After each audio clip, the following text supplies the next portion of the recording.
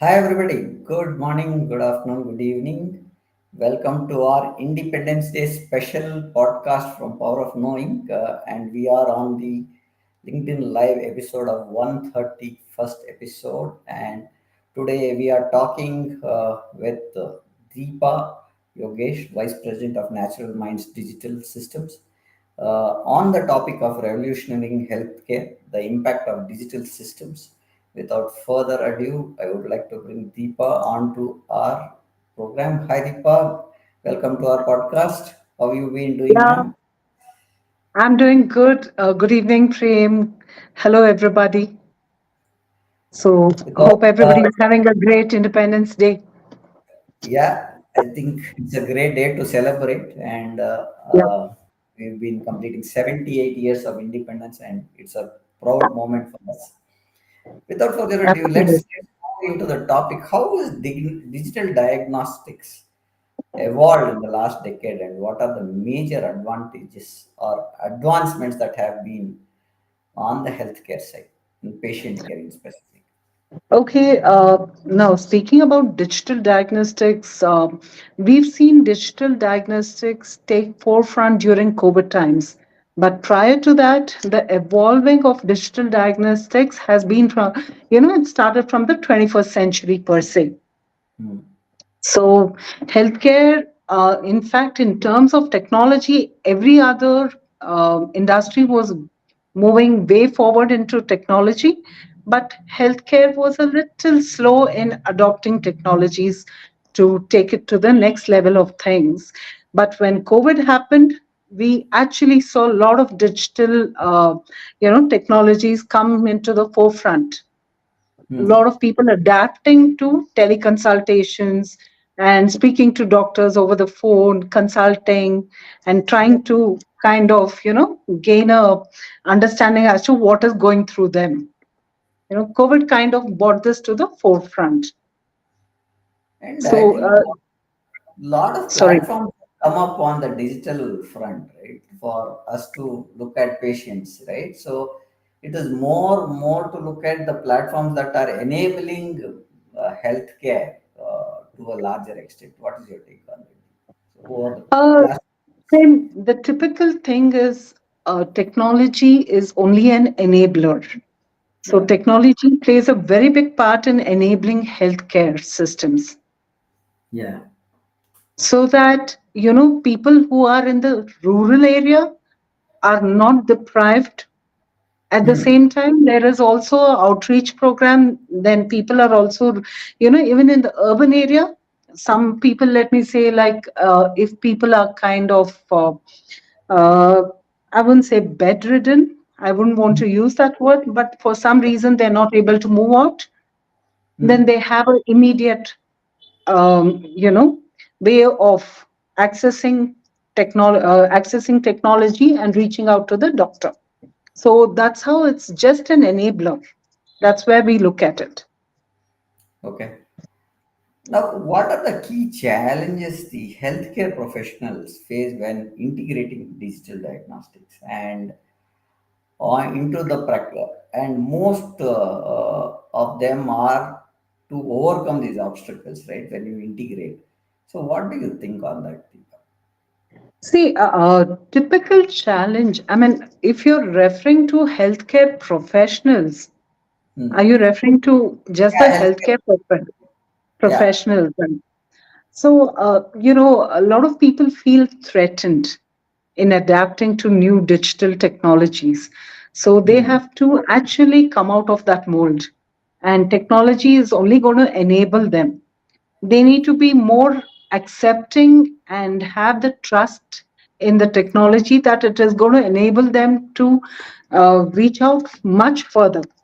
Reach out to people who are uh, way, who have no access per se.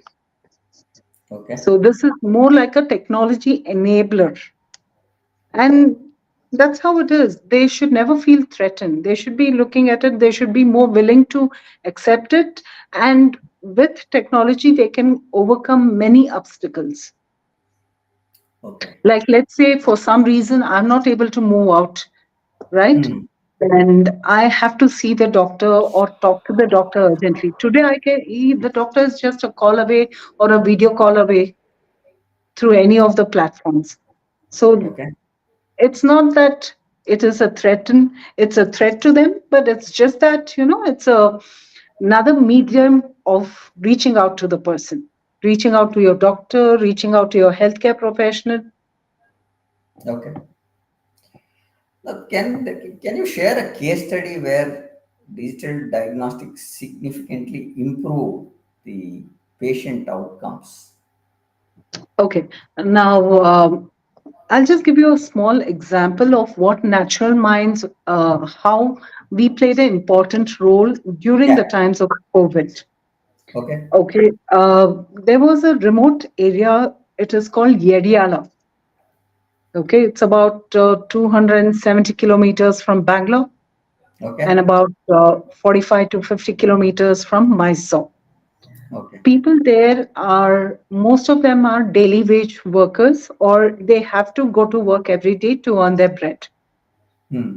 So there were about 300 people. It's a small village or a rural area where there are just about 300 odd people. Hmm.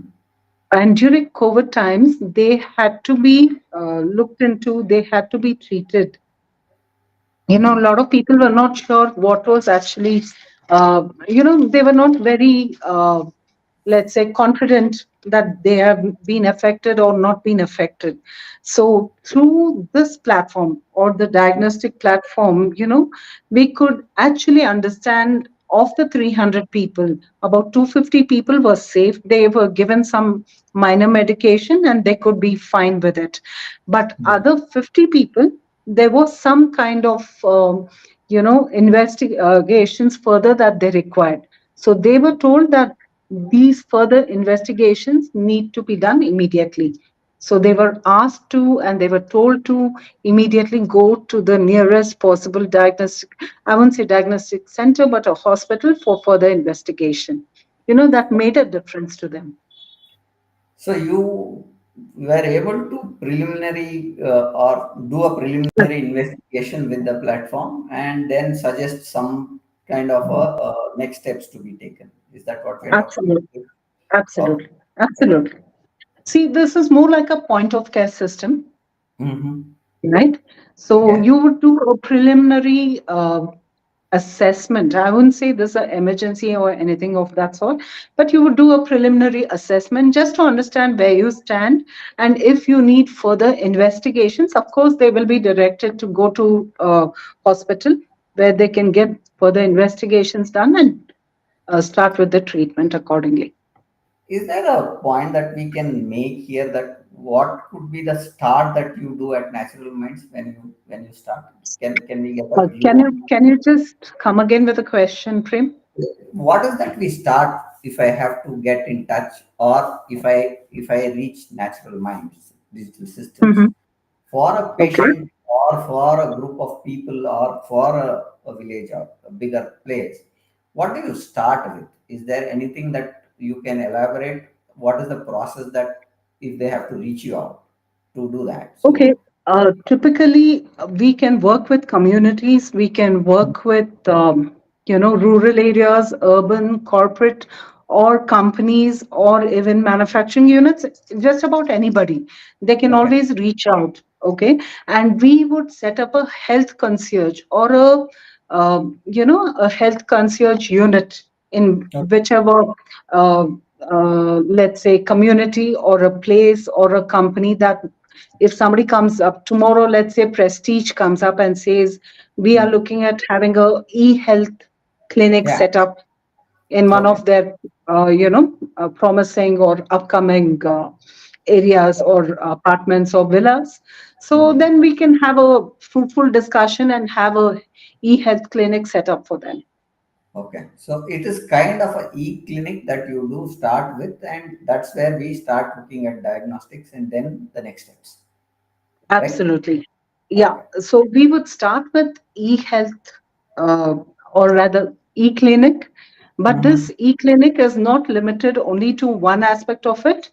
Mm-hmm. We are tying up with diagnostics, we are tying up with pharmacies. So everything is under one roof. Okay. Now that you have talked about diagnostics, how do Hmm. digital diagnostics enhance accuracy and efficiency in diagnosing diseases compared to traditional methods? I wouldn't say we are enhancing and we are not competing in the first place. Okay. Traditional methods are there, of course, Hmm. no doubt. And Okay. we are doing digital diagnostics, just, which is fully certified. It Okay. is HIPAA certified and CDSCO certified. So the variation levels are very minimal. It's very Mm-hmm. Okay. negligible. So it can always be checked and compared with, and we Mhm. have all the certificates in place, and that's where it is. So Okay. So you are compliant with the most of the health related compliance bodies. That's what you're saying. Yeah. absolutely, absolutely. Now going to from digital to artificial intelligence, how does artificial intelligence play a role in digital diagnostics, and what are the potential benefits and Okay. risks of its use? Now, artificial intelligence does play a role in terms of enabling digital diagnostics, in Mhm. terms of reach out to rural or urban areas like communities or any other place per se. Now, Mm. if you're talking about potential threat, as of now, I wouldn't see. If you always start talking about threat, you really cannot stop at one point, right? Now, if a technology has come in and said, like, we are an enabler, Hmm. so, and we already have all these things certified. So, I really wouldn't take it at a threat level. Yeah, the initial research is being done, and the Yeah. facts and figures have been verified by Very a frankly, certified body, very frankly, Prem, way forward is all technology driven. It's right? going to be AI driven, it's going to be technology driven. So we need to be adaptive to these technologies and AI per se. I'm getting you what you're Yeah, talking about. yeah, I'm getting from a technology standpoint. I understand that it is those gone are those days where you go and collect reports. That's the starting thing that true, had true. happened in our digital. You go and you get an SMS saying that your report is generated, and you get the reports, right? So that's how we have now. Many of the hospitals have gone not onto the phone. You have an app. You can book your appointments with a specific doctor. The list of doctors are available, who's visiting and what kind of things are happening. It is all enabled and it is made easy. Earlier, it was very difficult for us to find a doctor and book an appointment. Now it is easy. Absolutely. Digital thing is very and platforms like Practo and other things which have come up has made lot of things. I think what you're talking about, these e-kiosks that we are trying to bring up from natural mind digital systems, is also going to be kind of an ATM machine kind of a thing going forward. I think that could be the way we Uh, get Medicare. Medicare. Are we yeah, talking I that? wouldn't say it's more like a ATM machine, but I would say it's more of a health concierge, Yeah. e-health concierge. So it is everything under one roof. You know, Why I in the record ATM is because it relates to a concierge that you want to bring up. So that's the point that I wanted true, to make. Go ahead. true, Sorry. true. Go ahead. Okay. No, Yeah. yeah, that's where it is. So, yeah, you can Okay. go ahead to the next. In what ways digital diagnostics can contribute to personal medicine, and how healthcare can leverage this technology for offering tailored treatments, right? So now everybody has BP and sugar in a common stuff now. Yeah, yeah. Stuff. Now, how is that we can look at digital diagnostics playing a role to make this healthcare medicine personalized to people who are having different kind of ailments? Uh, Typically, digital diagnostics can do profiling and Hmm. gene analytics, right? Yeah. So I'm not a, doctor, or neither am I, completely a med technologist. But my Okay. understanding is you can do the right amount of, let's say, gene analytics, and right amount of medicine can be administered to them. Okay. Okay. So that is where we are coming from. So once a profiling is done, I think then it becomes easy for us to look at how the patients can be looked at. I'm not. This is my view of what you're talking about. There can Yeah. be a various pointers that you can tell, but this is what I am trying to infer what we are talking about.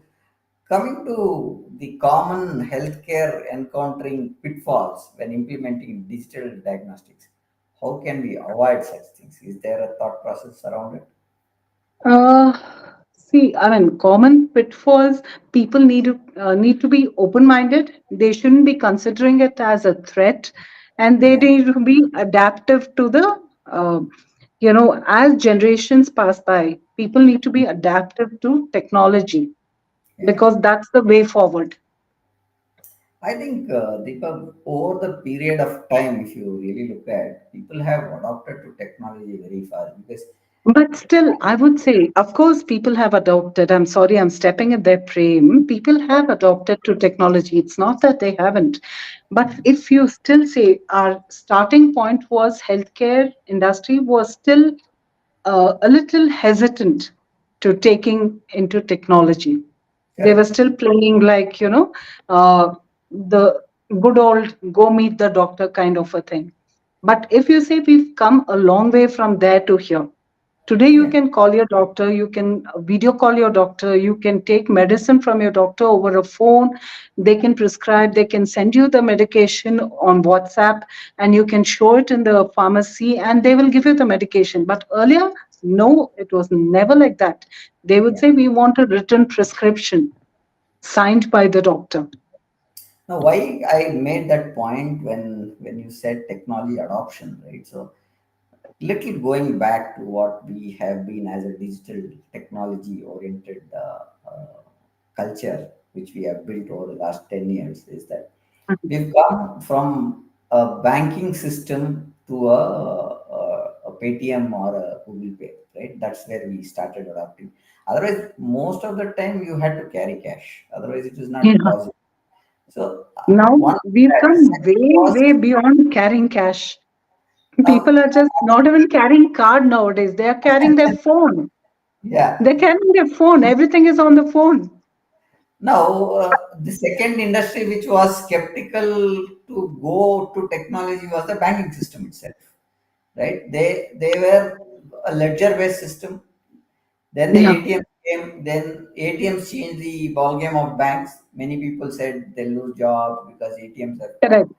Now every bank has their own series of offerings, personal loans, insurance. Every bank has now. Earlier it was if it is a bank, it is a bank, and if it is an insurance, it was an insurance.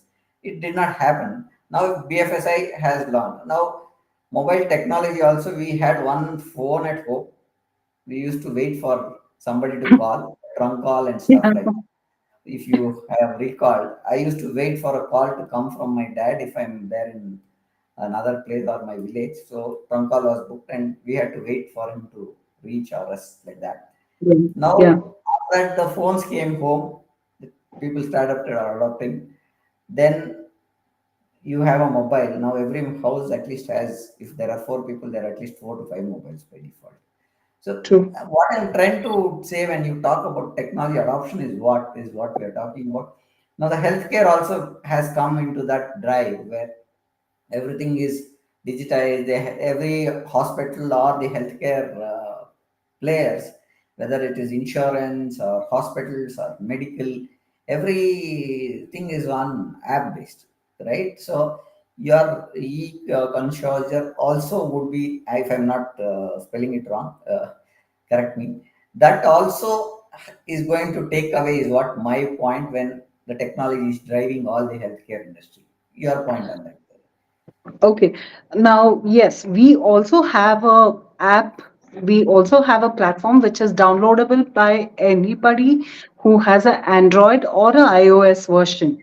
Both Hmm. versions are available on Play Store for the doctors as well as the patients or the end users. So Hmm. they everything, all their data, all their history, everything can be there on the platform for the doctor to see and for the patient to log in and speak to their doctor, and they can upload their latest to their historical reports on the same platform.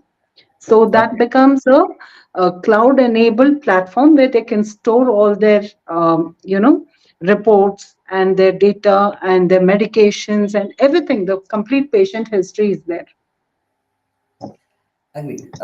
I think that has become a platform that you have at the moment. I think, Deepa.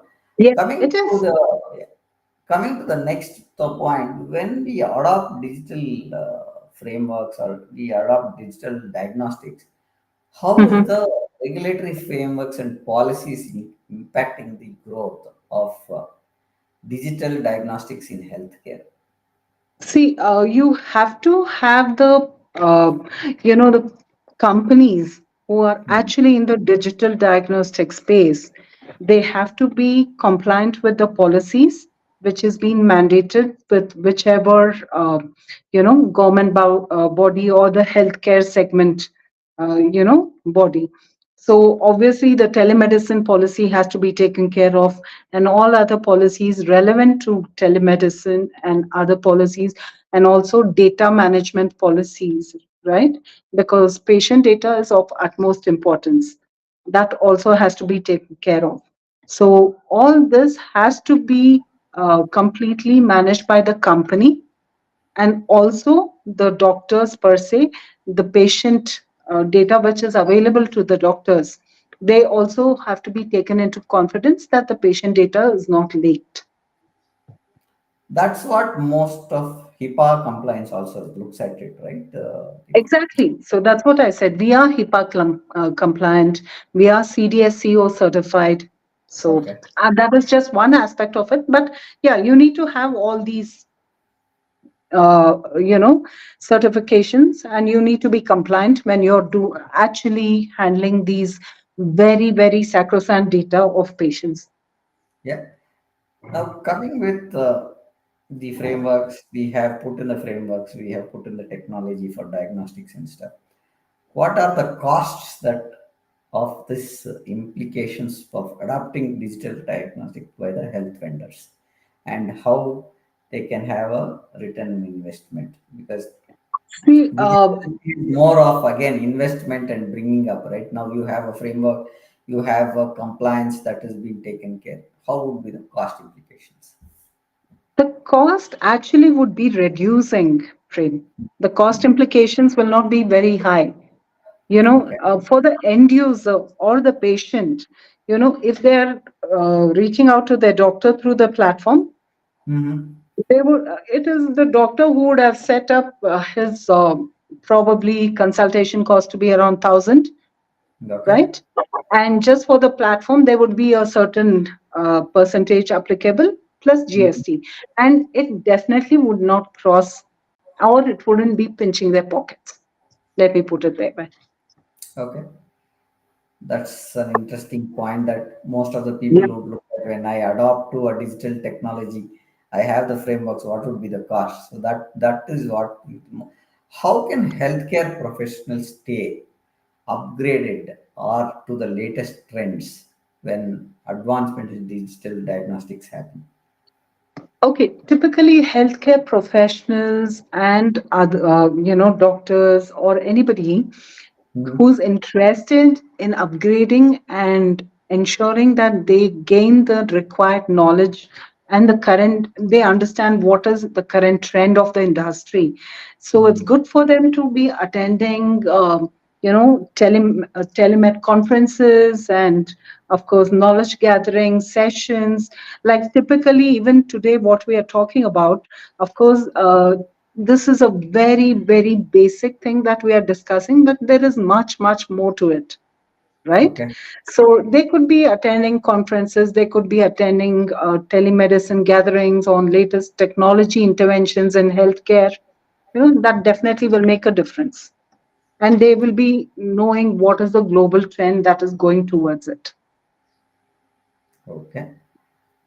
What are some ethical considerations surrounding the digital diagnostic space, and how, especially, it is more of, again, you spoke about HIPAA and stuff. Again, it goes on to talk concerning privacy of patients' data and their security.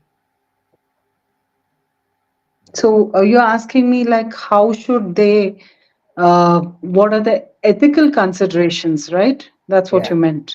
Yes. So, see, everything amounts to how you manage and how compliant you're with the current policies and the current, policies and procedures which is mandated. And Mm, as long as you give your 100% and you give your commitment towards it, you are protecting the data mm. so Okay. that there's no spill fridge of data happening.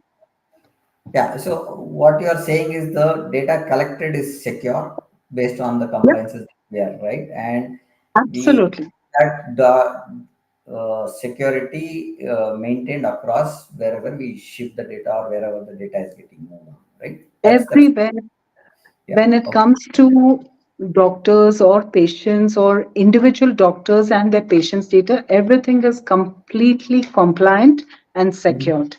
So we also sign the agreement mutually. So it's Okay. completely taken care of. Now you spoke about rural healthcare somewhere on that Mhm. sometime back when we started it. How can Yeah. digital diagnostic bring the bridge or bridge the gap. Sorry for that. Bridge the gap between urban and rural healthcare, and Okay. Now, ensuring that typically, they have quality service, right? So rural is having a different set of people. When it comes to urban, it is a different class of people, and the way they look at it. How do we bridge that gap when you take digital diagnostics? okay, now typically in the urban area, people are more, let's say, versatile using their mobile and Mhm. connecting with and talking to the doctors. But it cannot be the same case with rural areas. Of course, they have mobile, of course, Mhm. they can connect with doctors, but we really don't know how is their communication. I'm not underestimating it, but I don't know how they would be wanting to connect with the doctor and how would they would want to interact with the doctor and how they can explain their certain conditions to the doctor so that the doctor understands and prescribes them the right kind of medication, right?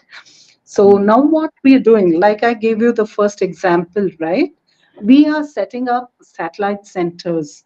Whether Mm. there could be a person who will be sitting in the satellite center, who will be helping those people who will be walking into the satellite center where they can connect with the doctor, they can speak to the doctor, and the person who's assisting them will tell them everything, like, how things are. It could be a flebo, or it could even be a person who's trained to Mm. handle that. Okay. Okay. Yeah. So we are setting up a similar center even here because at times what happens is like if you're going to a elder care or a Mm. NGO where senior citizens are there, they would also need certain assistance, right? So Mm. there also there would be certain flebos or assistants who will be sitting there to help them out. So that's where we ensure that uh, every issue or every smallest of the things is taken care of. Okay. Now, coming to the role of the senior leadership or the healthcare leadership and the CEOs playing a role for adoption of digital technology within their organizations. How do you look at it? Now, that's something which is very delicate for me to answer. But at the same time, the senior leadership or whoever, who are the stakeholders, they need to hold the baton. They need to be the torch bearers. They need to be front ending these initiatives and building confidence amongst Hmm. everybody, saying, yeah, this is what it is, this is, you can, they can have a break free communication with their doctors, and they can have it with the end user as well. So it Okay. should be a very clear, let's say, torchbearer kind of a role that the senior leaders would be playing in the industry, which they are anyway doing it on the other side, but it happens to be that they also have to do it for the healthcare part of it. I think from the leadership point they are doing, but when it comes to healthcare, it's Exactly, a that's what I it's, said. Yeah. yeah. When it comes to healthcare, most of the thing is you either have a health insurance from the organization, or there is something that happens and they think that is the coverage that they are giving for the employees. Most of the leadership think that if I'm making my staff having a health insurance, they're secure. So that's what the matter ends there for the leadership. But that's where I'm saying the matter starts there. They need to be the torchbearer to take it forward and ensure that it sees the light, right? Yeah, So yeah. they shouldn't block their mind saying, "Ha, theek hai, we've done the insurance part of it, and that will kind of take care of everything else." No, it's not like that. You need to take that one step beyond. Now, looking ahead with what we have, or what would be the future trends do you see or foresee in digital diagnostic, and how should healthcare professionals be prepared for this kind of the change? Uh, See, digital diagnostics is here to stay. There's no running away from it. The Hmm. trends are definitely towards AI, and AI is changing rapidly the way Hmm. things are in the market and everywhere. AI can do until I think just yesterday I saw one article where they can do a laser beam surgery to remove clots. Hmm. So Okay. blockage in the heart, Yeah. right? So they can do it is very very nascent, a very Hmm. very let's say just recent kind of a development, but it is for sure here to stay. Things can work way towards it, like typically how you do a laser surgery or for your eyes, for your cataract. Nobody Hmm. had ever heard of it about whenever, even before it started, right? People started slowly adapting to the fact that you can get a cataract treatment through laser, right? Hmm. So that's how things are just going to move step by step way forward. So some places it could be a little faster, some places it could be slow but steady. But AI is here to stay. We need to agree and we need to adapt. Yeah, that I think brings us to the end of our pointers that I had in mind with you to discuss on what you are doing at the Natural. natural minds digital systems. What I would do is I have your brochure that we have got, but we will do it as a newsletter and we will put those what we've discussed part of this and we'll run it out. Deepa. That would be an ideal thing because I'm not able to bring up the presentation that is here Okay. on screen, and I'll have that done. With that, I think we are good. Thank you for being part of our LinkedIn live session today. Wonderful. Thank you so much, Prem, for having me here. And of course, thank you again for Yeah, everybody who's participating in the session. yeah. Thank you, Deepa. We are Thank you. live on LinkedIn, YouTube, and Facebook and Twitter as well. Hope Sure. the audience has found this as a valuable session. Our next session would be Culture or Strategy, the Unseen Battle of Shaping Future Business on 20th of August at 6:30 p.m. IST. Deepa, thank you for your time and being part of our show. It's been great having you on our show. Sure. Thank you so much, Prem. Thank you for having me here. All right. Yeah, Yeah. bye. Bye.